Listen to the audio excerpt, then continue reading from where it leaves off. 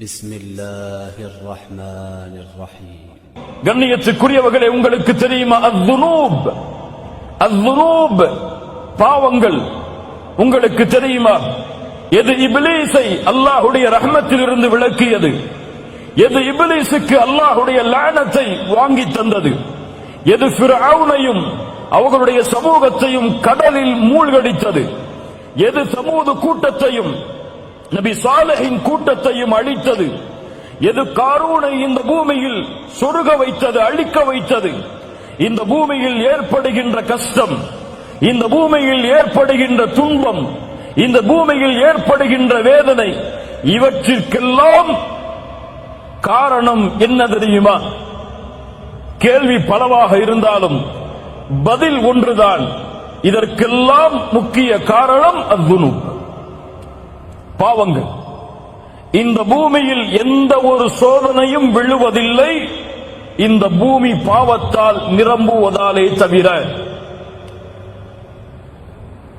அல்லாஹ் ரப்புல் ஆலமீன் கூறுகிறான், சூரத்துர் ரூம் 41வது வசனம், ظهر الفساد في البر والبحر بما كسبت أيدي الناس.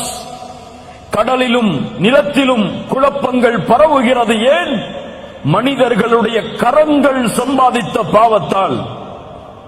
சூரத்து ஷூரா 30வது வசனம், وما أصابكم من مصيبة فبما كسبت أيديكم. எந்த ஒரு சோதனைகளும் உங்களை சூழ்வதில்லை, உங்களுடைய கரங்கள் சம்பாதிக்கும் பாவங்களாலே தவிர. சூரத்துல் அன்ஆம் 146வது வசனம், ذلك جزيناهم ببغيهم يعني أي ظلمهم.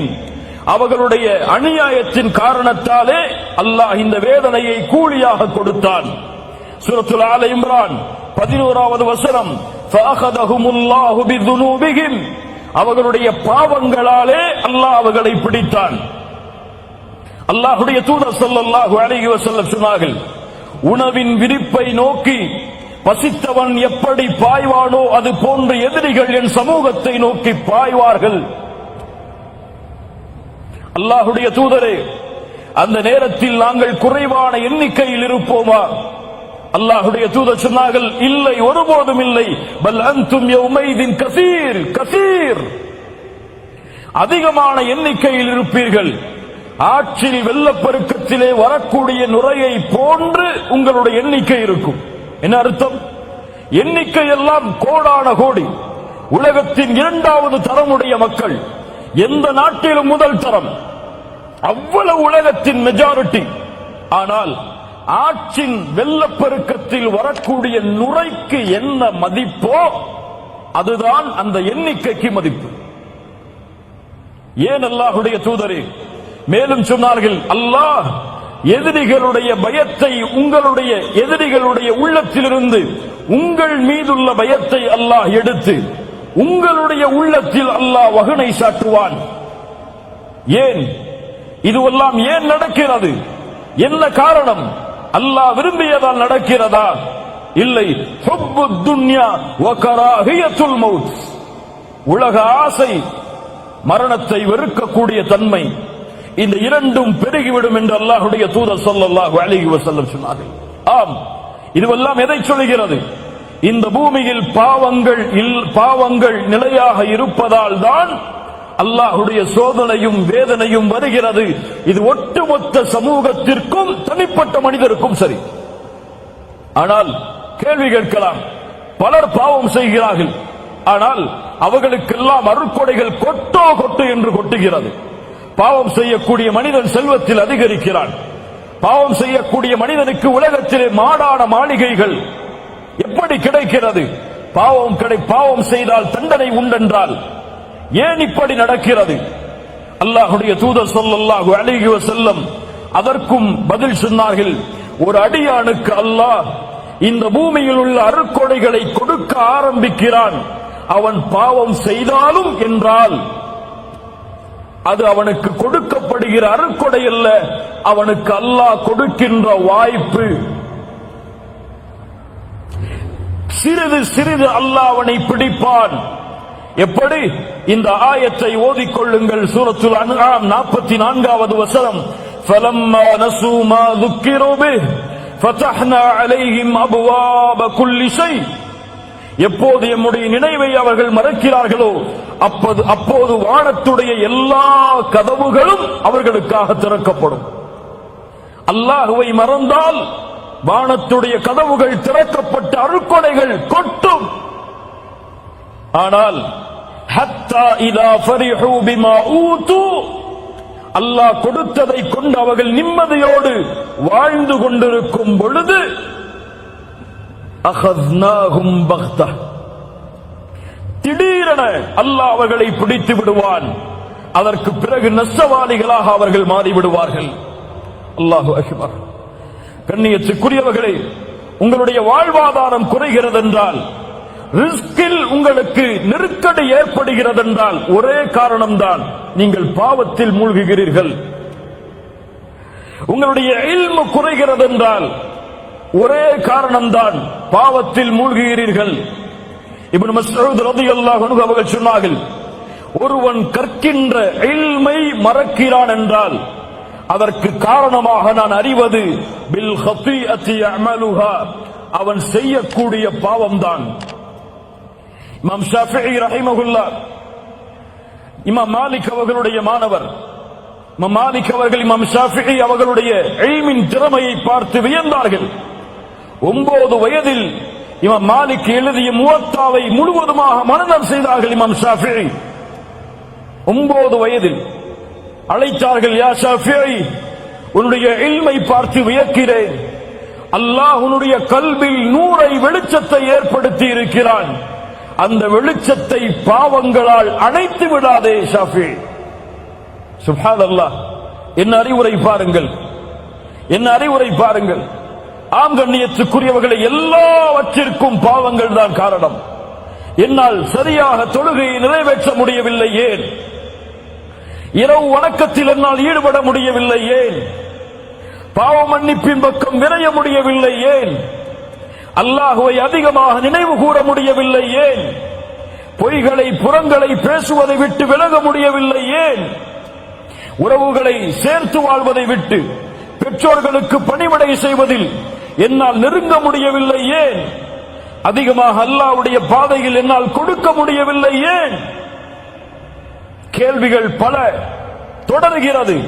தொழுகையில் நின்றால் ஈடுபாடு இல்லை, அல்லாஹ்வுடைய பாதைக்காக உழைத்தால் முழுமை இல்லை, எந்த வழியில் சென்றாலும் நிம்மதி இல்லை, ஏன்?